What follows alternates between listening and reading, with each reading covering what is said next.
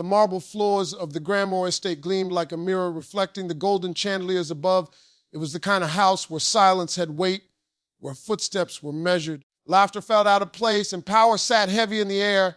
Harold Kingsley, billionaire investor and owner of the estate, leaned back in his Italian leather chair, a glass of 100-year-old whiskey in hand. The clock had just struck midnight, and his circle of elite friends, men who spoke in millions and laughed in mergers, were deep in their weekly poker game.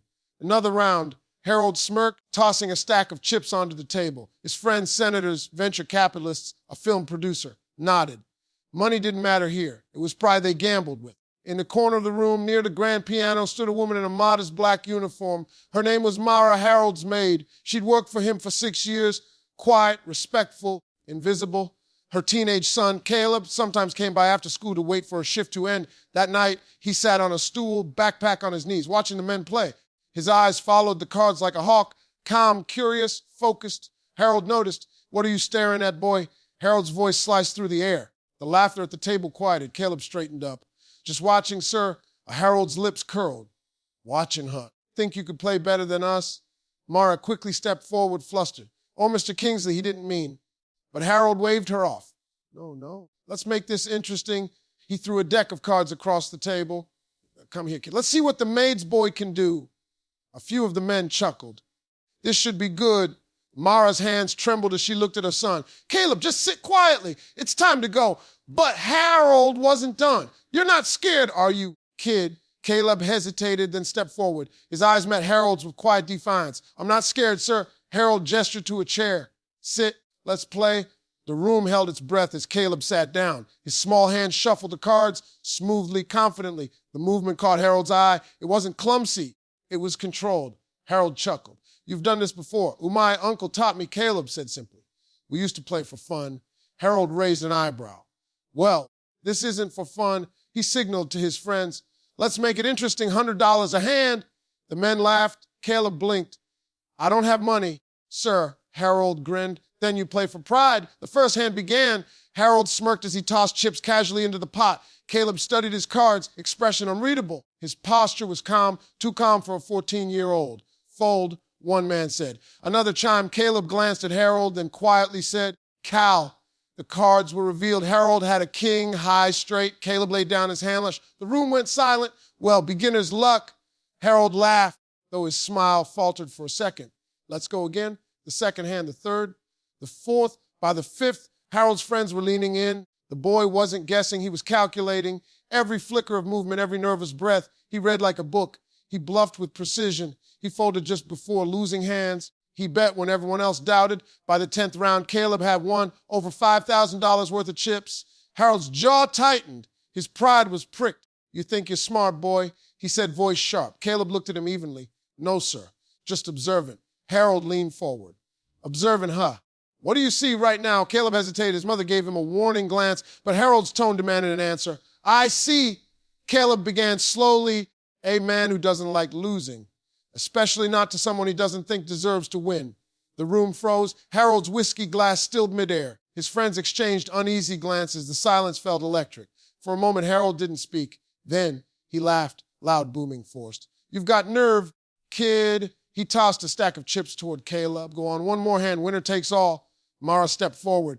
"Please, sir, it's late." "Sit down." "Mara," Harold snapped, eyes locked on the boy.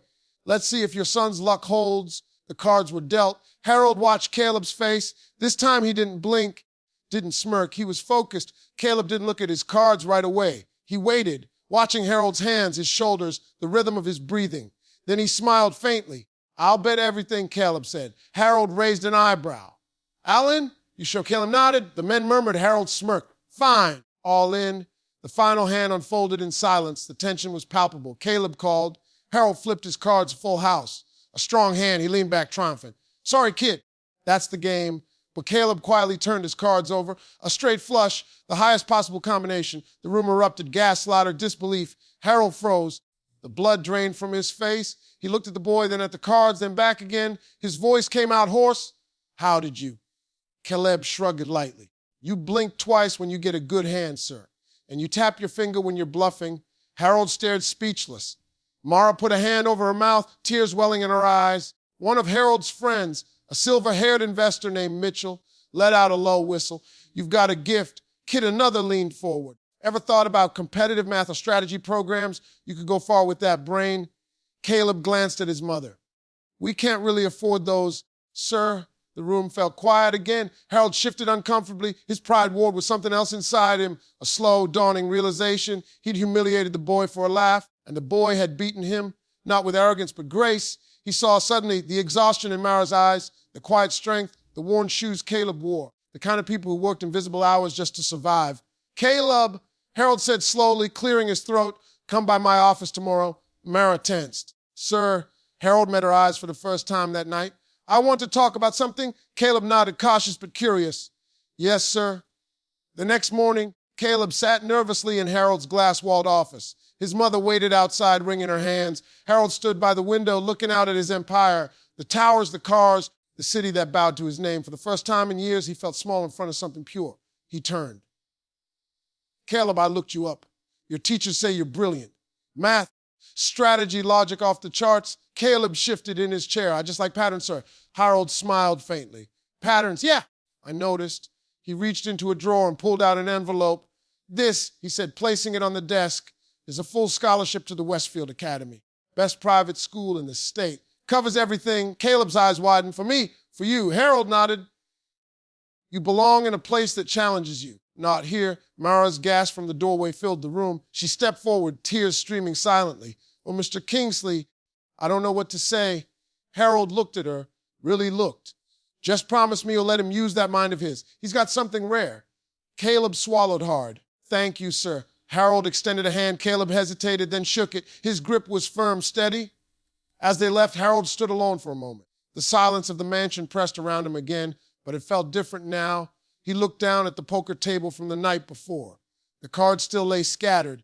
He smiled faintly and whispered to himself, guess the kid wasn't bluffing after all. That evening, Mara and Caleb walked home through the city streets, their laughter soft but genuine. She held the scholarship letter like a treasure. Mom, Caleb said, glancing up at her, do you think he meant it? She smiled through her tears. I think maybe you reminded him what real winning looks like.